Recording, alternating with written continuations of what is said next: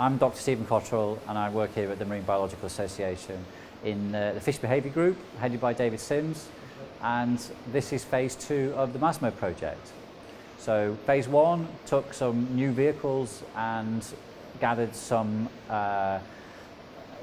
physical and biological data, mostly oceanographic though, and the vehicles performed reasonably well, but we brought them here to Plymouth for phase 2, and that's about the biology. So here at the MBA we've got a long history of gathering data about fish and fisheries and coupling that with the environment and looking at animal movements. So back in the beginning of 2014, some bylaws were passed for the establishment of various marine protected areas off Plymouth.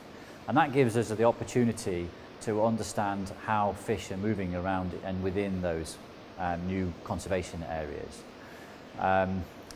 We brought some fish back to the lab over a number of occasions and we've tagged them and we've released them. What we've been doing today is releasing the autonomous vehicles or the marine robots which have been which have got the capability to detect the tags that are fitted to the fish and send those data back to us here at the lab. And those fish are brill, plaice and sole, and blonde ray, spotted ray and thornback ray. In total there's 85 fish out now at liberty with tags provided through the MASMO project, and that builds on tags that we've been attaching to fish really in the acoustic area for maybe 5 or 10 years now.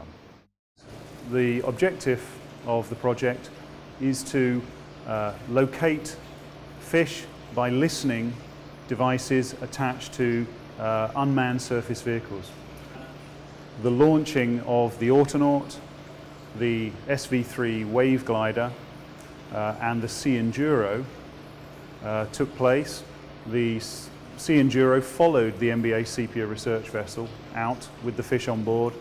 The Autonaut and the SV3 wave glider were towed out using a rib. When we got out to sea, we put down a test buoy with a test tag on it, and the Autonaut and the SV3 and the Sea Enduro would range around this test tag to validate the distance over which we could hear the tag. So each transmitter attached to a fish has a unique ID code, and the receivers on board the vessels, the robots, and the landers on the seabed that we deployed a few weeks ago are listening for those unique ID codes. So each fish is individually known.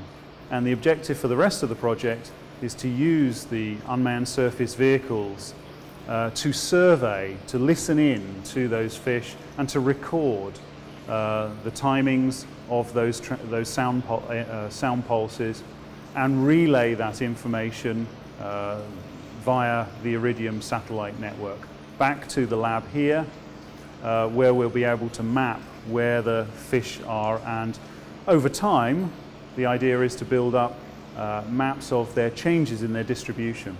So the 85 that are out there at the moment, half of those will be caught probably within 2 years.